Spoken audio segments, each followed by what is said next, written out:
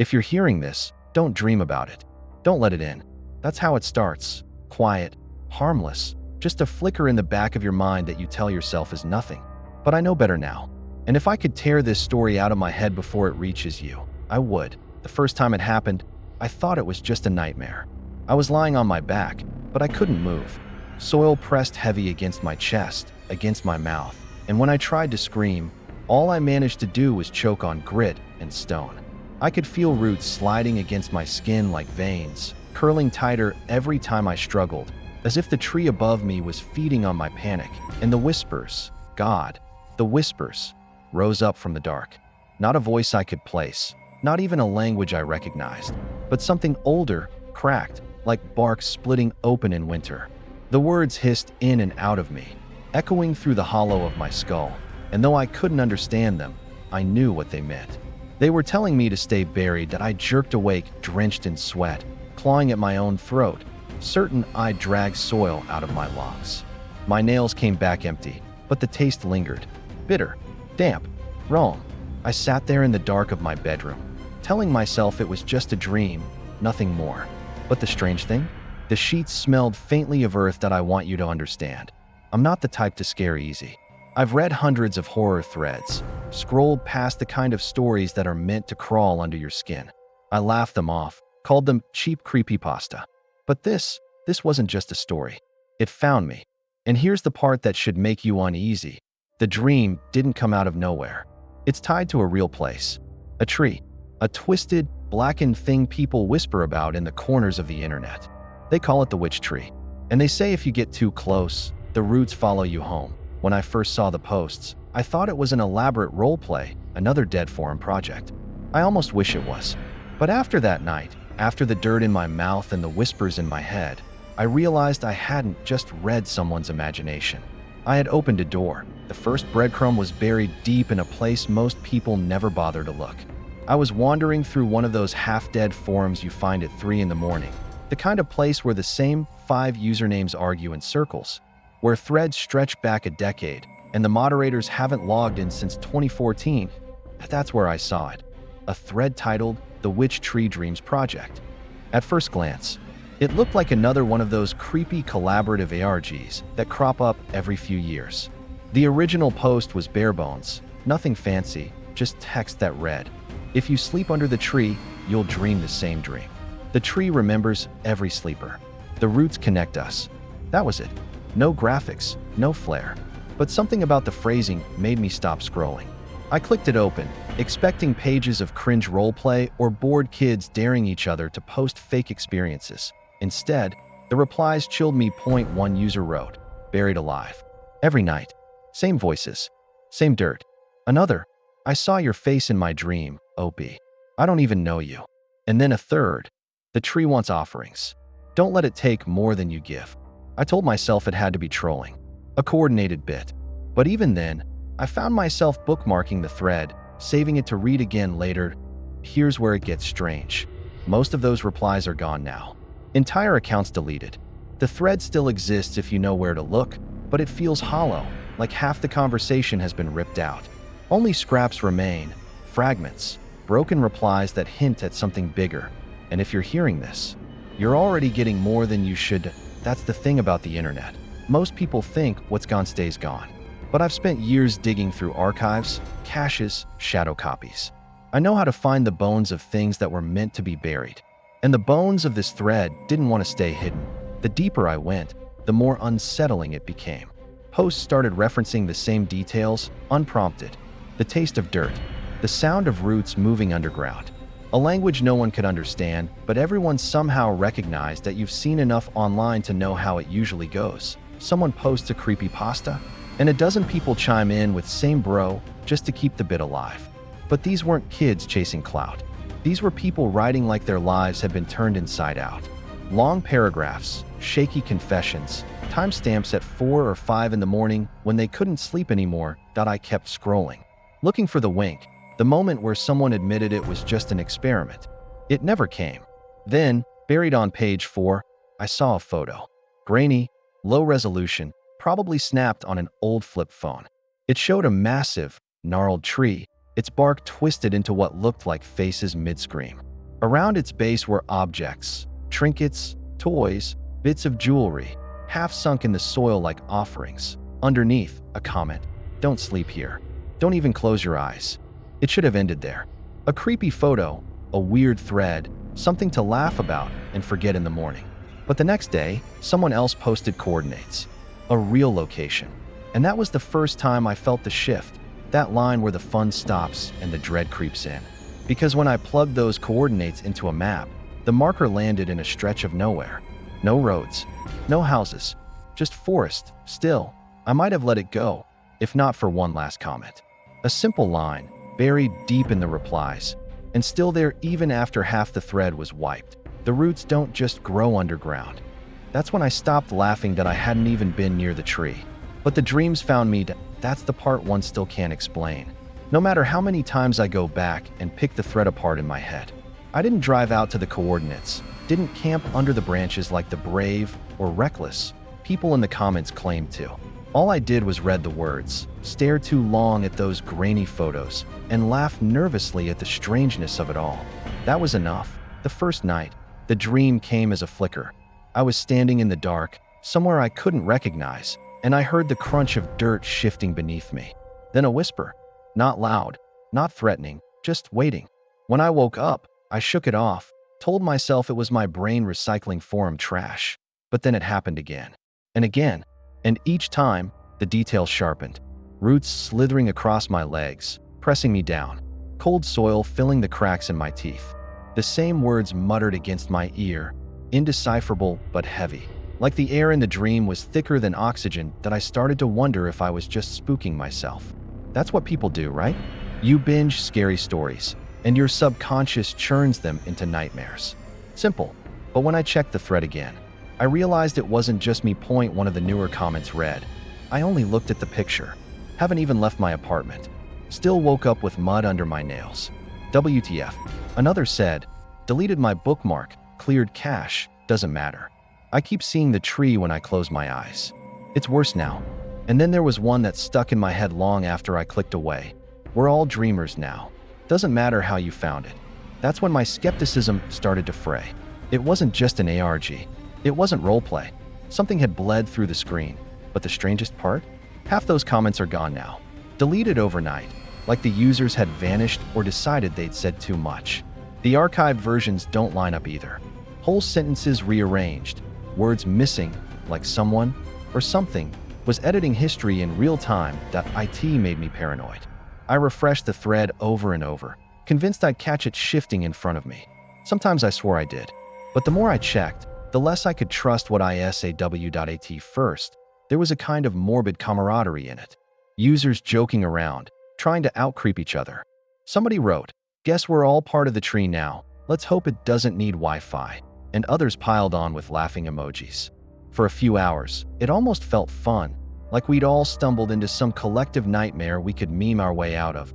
But that energy didn't last. One user, Silbone, posted long paragraphs about not being able to sleep, about the voices growing clearer. They begged for advice, for someone to tell them it wasn't real. Replies poured in, but by the next morning, their account was gone. Wiped clean, all their posts with it. Then another, Ash_Veil, claimed they tried to stay awake for 3 nights straight. Their final comment just read, "Doesn't matter. It's waiting." That one hasn't disappeared. Not YETWY then. I couldn't laugh anymore. I'd catch myself sitting at work, eyes glazed over, replaying every line I'd read. At night, I'd promised myself I wouldn't dream again, but the moment my eyes closed, the roots were there. And each time, I woke up more exhausted, like the tree was drawing something out of me. That I tried deleting my browser history, tried avoiding the thread altogether, but it didn't make a difference.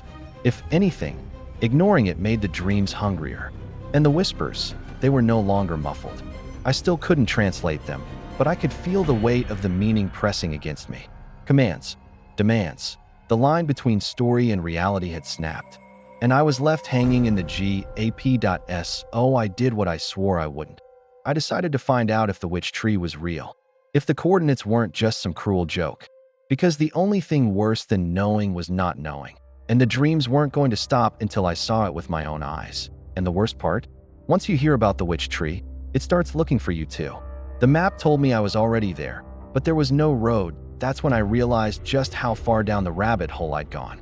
I'd followed the coordinates exactly, watching the little blue dot drift deeper and deeper into blank space, the kind of green-gray blur on satellite view that doesn't even have a name. But when the app chirped its cheerful, "You have arrived at your destination," I was staring at a wall of trees and a dirt track that didn't even look wide enough for my It should have been easy to laugh it off. Bad data, glitchy GPS. Nothing unusual, except the air around that stretch of forest felt wrong. Too still, too quiet. The buzzing of cicadas that had followed me the whole way cut off the second I killed the engine. I stepped out and stretched, trying to shake off the long drive, and noticed something unsettling. My phone had signal. Bars, full strength. Which was impossible because I'd spent the last 30 minutes with nothing but SOS only. Now, standing in front of the trees, it looked like I was back in range, but no calls would go through. No text sent. Like the bars were only for show. I stopped at a gas station about 20 miles back, the kind of place where the soda cooler hums louder than the conversation. I asked the cashier, an older guy with sun-leathered skin and a hat advertising a tractor brand, if he knew the road on my map. He squinted, leaned over the counter, then shook his head. "You don't want to be going that way," he said, not unkindly. I tried to push. "Is there something out there?" He scratched his jaw, looking everywhere but at me. Finally, he muttered, "Don't stay past dark. Don't dream here." That was all he'd give me. And he wasn't the only one. At a diner in the next town, I brought it up again, careful, casual. The waitress stiffened, her smile faltering just for a second before she forced it back in place. "Forest land," she said quickly, almost rehearsed. "Hiking's no good out there. Too easy to get lost." Then she topped off my coffee without asking and walked away. The silence that followed was heavier than the clink of silverware that I started to feel like I was poking at. Something people didn't want touched. Like I was asking about a neighbor everyone pretended not to notice. And the more the locals tried to dismiss it, the more I felt the pull to keep going. Because if they really didn't know, they would have just said no. Instead, they gave me warnings wrapped in denial. That's not ignorance. That's conspiracy. The drive got stranger the closer I came. Landmarks didn't line up. A barn I passed twice shouldn't have been in the same place.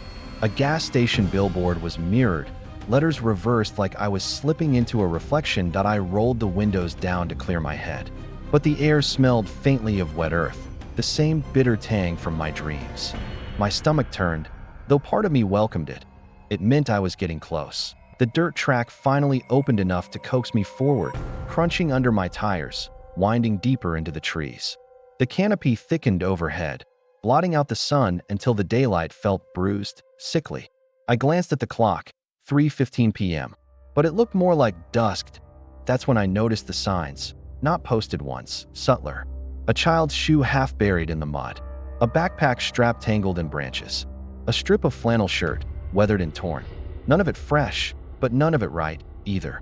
Too many pieces scattered along a path that supposedly led nowhere. I thought back to the comments in the thread, the ones hinting that people went looking and never came back. Maybe they weren't exaggerating. My GPS blinked once, then froze. The little blue dot sat still even as I rolled forward. I tapped the screen, refreshed, rebooted the app. Nothing. I shut the phone off, slid it into my pocket, and let the path lead me. The silence grew thick enough to press on my ears. No birds, no insects. Just the crunch of gravel under my boots when I finally abandoned the car and walked. And then I saw a break in the trees. A clearing. And in the center, the shape I'd memorized from 100 posts, 100 grainy photos. Gnarled, towering, its bark warped into screaming faces, its roots sprawling like veins across the ground. The witch tree waiting. It wasn't just a tree. It was waiting. I'd seen the photos. Grainy, pixelated, barely more than smudges of gray on darker gray. But nothing could have prepared me for the real thing. The witch tree rose in the clearing like something that didn't belong to the same world as the pines and oaks surrounding it. Those were trees. Ordinary, alive, reaching upward for the sun. This thing, it was a monument. A carcass. A sentinel. The trunk was wider than a car, split down the center as if lightning had tried and failed to kill it. One half was rotted, black and hollow, while the other was alive enough to cling stubbornly to gnarled branches, twisting skyward in shapes that resembled claws. The bark wasn't smooth or cracked the way it should have been. It bulged, warped, forming the suggestion of faces. Screaming mouths, empty eyes, contorted expressions frozen mid-agony. I leaned closer, heart hammering, and realized they weren't suggestions at all. They were detailed, intentional, carved, but not by any human hand I could imagine. The roots spread out in every direction like veins bursting from a wound. Thick cords that broke the soil and curved back under again, as if the ground itself couldn't contain them. Some were as wide as my thigh, and when the wind shifted, I swore they moved, not swaying, but flexing to the base of the tree lay offerings. Coins dulled with rust, trinkets, ribbons, a child's stuffed rabbit, so rain-worn its face was featureless. Some of the objects were half swallowed by the dirt, as if the ground was greedy, pulling them under inch by inch. And then I noticed the symbols, etched into the soil in a ring around the tree.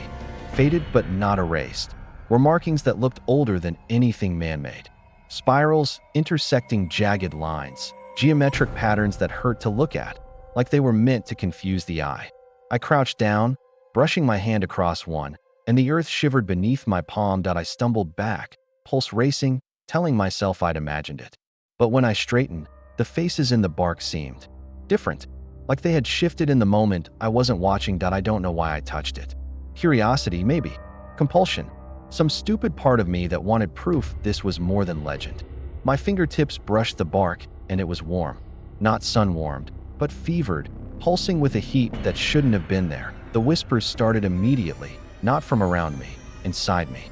My head filled with overlapping voices, layered, echoing, slipping in and out of words I half recognized. Some begged, some mocked, some repeated phrases I thought I'd forgotten, fragments of forum posts, buried alive. Every night, same voices. The roots don't just grow underground. And then, beneath it all, one voice sharper than the rest, cutting through like a knife. You came. We've been waiting. I yanked my hand back, stumbling into the dirt, gasping like I'd been underwater too long. The clearing was silent again, but I couldn't unhear it. The tree wasn't just aware of me. It knew me. And here's the part that should worry you. It knows you too. Just hearing its name is enough to plant the seed. That's why the posts vanished, why accounts were wiped. Not to protect us, but to protect everyone else. Because the story spreads like roots. It crawls into your dreams whether you believe or not. That I told myself I'd leave, that I'd seen enough. But standing there, staring up at its warped crown against the bruised sky, I felt something pulling me closer. A weight pressing behind my eyes, dragging me down like gravity itself had shifted. I sank against the trunk, just for a moment, to catch my breath. My legs trembled, my vision swam, and every logical thought in my head screamed at me to get up, to run. But another part whispered, softer, sweeter, rest. Just for a while. It's easier if you don't fight. The bark pressed cool against my back now, not fever hot, but soothing. My eyes fluttered shut. The dirt smelled sharp, damp, strangely comforting. I didn't mean to fall asleep. I swear I didn't. But as the darkness took me, I felt the roots shift under the soil, curling closer, cradling me like a mother rocking her child. And in the distance, whether in dream or reality, I heard them again. The whispers, louder this time, clearer, calling me by name. I woke up with dirt in my mouth. At least, that's how it felt. Grit between my teeth, the taste of soil grinding against my tongue. I tried to spit, but no sound came out. My lips wouldn't move. My jaw wouldn't open. That's when I realized I wasn't lying down. I was beneath. The weight of the earth pressed against my chest, crushing, smothering. I couldn't move my arms. They were pinned by roots that wormed through the soil like living chains. They weren't just wrapped around me. They were inside me, splintering under my fingernails, sliding against the tender skin of my ribs. Every time I tried to thrash, they burrowed deeper, 1,000 tiny knives pushing inward. And then came the whispers. They weren't muffled by the dirt. They were in the dirt, traveling through it, seeping into me through my pores, filling my skull with words in a language older than breath. The rhythm was wrong. Too many syllables, too many breaks, but my body understood what my mind couldn't. Feed the tree. Feed the tree. Feed the tree. I tried to scream, but the soil poured into my throat. Choking, gagging, swallowing earth like it was water. My lungs burned, but I didn't suffocate. Somehow the dirt became air, gritty and alive, filling me with something I didn't want. Then I saw them. Not with my eyes. They were sealed shut with mud, but through the dark itself, as if the soil opened windows. Faces pressed against the underground like trapped insects in amber. Pale, screaming, silent that I recognized them. The guy with the glitchy avatar who'd joked LOLBRB, feeding the witch tree. The woman who'd posted coordinates no one else could verify. Even the teenager whose comments were just strings of numbers. Their mouths stretched wide, contorted, but no sound reached me. Only the whispers. Always the whispers. The roots shifted again, and I felt their faces pulling closer, dragging toward me, merging with the soil. Their eyes opened in the dark, staring at me, pleading or warning. One face, right before it sank back into the black, mouthed something I could almost read that you're next. The dirt cracked. My body convulsed. I clawed at the soil, and this time my hands broke through, reaching for air. My chest exploded with pain as I pulled myself upward, tearing free from the roots. And then, I woke gasping beneath the tree, coughing so hard I thought my lungs would bleed. My throat burned, raw, and when I spat, clumps of soil hit the ground. Not dust, not imagination. Real, damp, packed between my teeth. Relief washed over me, until I looked down at my arms. My skin was scored with lines. Thin, shallow grooves, as if something sharp had scraped along the flesh. They weren't bleeding, but they throbbed. I ran a finger over one and flinched. It didn't feel like a scratch. It felt like something had been planted that I told myself it was just the dream, just my brain's way of making the nightmare too real. But then I noticed the ground beneath me, the roots shifting faintly as if they'd only just let me go. That I couldn't stop trembling. That I staggered up, every instinct screaming to run. But the whispers clung to me, even awake, lingering, humming in the edges of my hearing. And worse than that, I knew this wasn't the end. This was only the surface layer. There are deeper dreams. Worse ones. The kind that don't just scratch, they take. The kind I can't describe to you. Not yet. Because if I put them into words, I might drag you under with me. That I stumbled from the clearing, half blind, branches tearing at my arms, mud still caked between my teeth. My legs carried me without thought, as if flight could undo what had happened, as if distance could protect me. But it didn't, because that night, hundreds of miles away, safe in my own bed, I closed my eyes, and the dirt was already waiting. I smashed my phone, but the whispers stayed at first. I thought the static was in my head, a phantom sound left over from the dreams. But when I pressed my ear against the receiver, before it cracked under my fist, I heard them, soft voices hissing through the line, threading themselves between the dial tone. It didn't matter that the screen shattered or that I threw it into the trash. The whispers didn't live in the phone.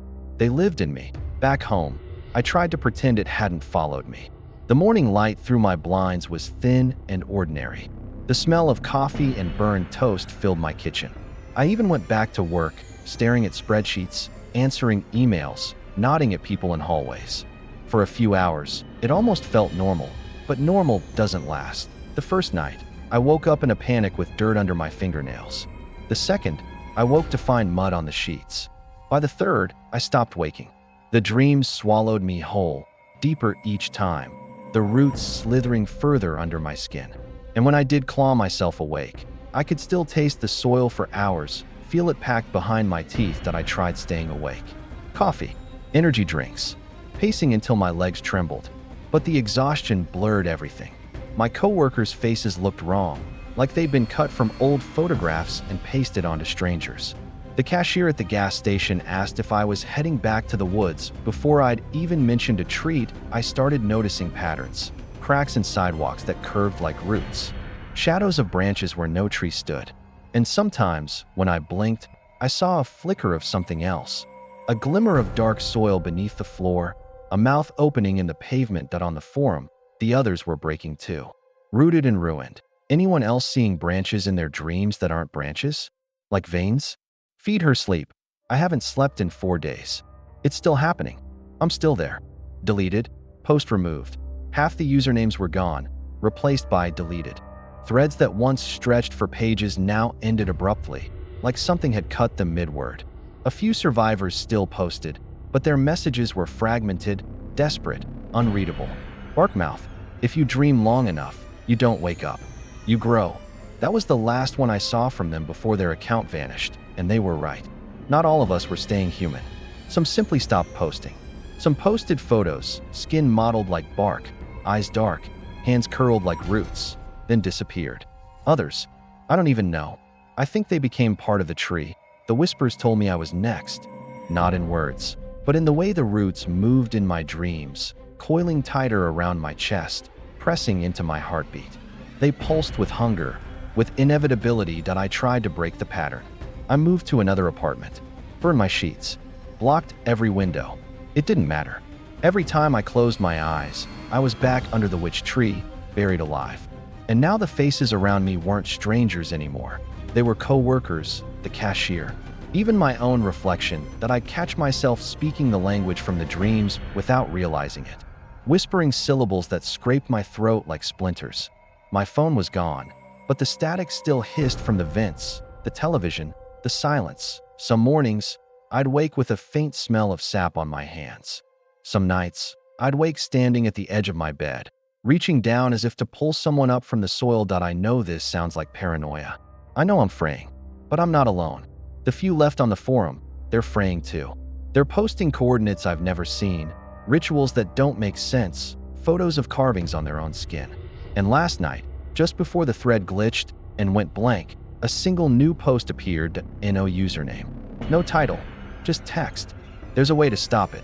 The post warned, do not look back once you bury it. That was the first line, bolded, repeated 3 times as if the author knew no one would listen the first 2. The rest of the instructions were written in short, clipped sentences. No flourishes, no jokes, just a recipe for desperation. The ritual sounded simple, too simple. Bury something at the base of the witch tree. Not just anything. Something that belonged to you in a way no one else could claim. Something personal. Something you'd never get back. I sat staring at the screen for hours, scrolling past the warnings, the half-deleted replies, the taunts from users who thought it was an ARG stunt. My hands shook. My chest felt hollow. For the first time since the dreams began, I thought, maybe, just maybe, there was a way out. But what do you give up when everything you own feels meaningless compared to your sanity? A shirt? A photo? A memory?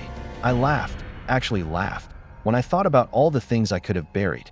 My first girlfriend's necklace, the letters from my father, that stack of birthday cards I never read. Regrets make a good bonfire, but they don't mean anything to a tree that eats dreams. Oh, I chose something else. No, I won't tell you what it was. That's the deal. That's what keeps it mine. But I'll say this, when I held it in my hand, my chest ached like I was cutting out my own heart. I knew I'd never see it again, and a part of me almost wanted to keep it safe. Almost. The night I went back, the woods felt different. The air was thicker, sour, filled with the smell of wet bark and mold. The branches overhead clawed at the moonlight, tearing it to ribbons. When I reached the clearing, the witch tree was waiting. Always waiting. Its roots pulsed faintly in the dirt, like veins under skin. I knelt down, dug a hole with shaking hands, and placed the offering inside. My breath caught in my throat. My palms bled from the rough soiled. Do not look back. Once you bury it, I shoved the dirt over it, packed it down, forced myself not to glance behind me. My ears rang with whispers, a dozen voices overlapping, laughing, pleading, hissing. My vision blurred, but I didn't stop. I stood. I turned away. I walked. For the first few steps, I thought it had worked. My chest felt lighter. My body shook, but from relief this time, not terror. The air seemed clearer, the silence less heavy. I told myself I'd done it, that maybe the nightmares would end, but then I heard it. A voice. Low. Familiar. It wasn't in the air. It wasn't in the dirt. It was in my own mouth, spilling from my throat without me willing it. A whisper rasping in my voice, but not my words. Too late. I froze. My blood went cold. The ritual hadn't severed the connection. It had sealed it. Whatever I'd buried wasn't gone. It was claimed. When I staggered back home, mud under my nails and blood on my hands, I tried not to think about it. Tried not to wonder if the tree was holding my offering now, twisting it into roots and bark. Tried not to imagine it whispering through the soil, calling me back. But every time I close my eyes, I hear it again. My own voice. My own whisper. Too late. The tree isn't out there. It's in here. That's what I realized in the last dream. Or maybe it wasn't a dream at all.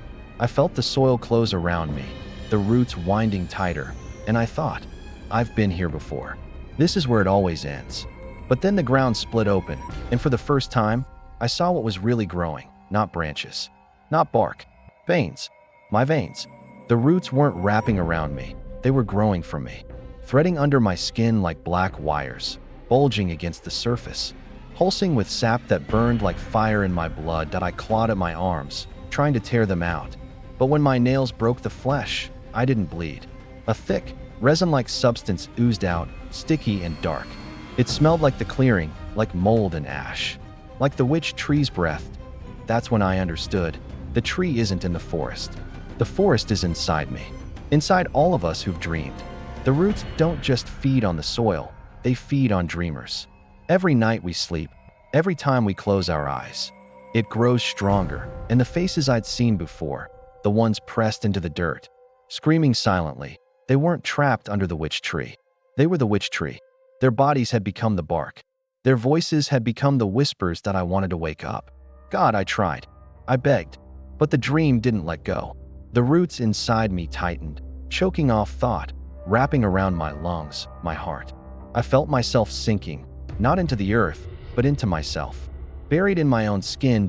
That's when the laughter started. Not from the tree, not from the whispers, but from my own throat.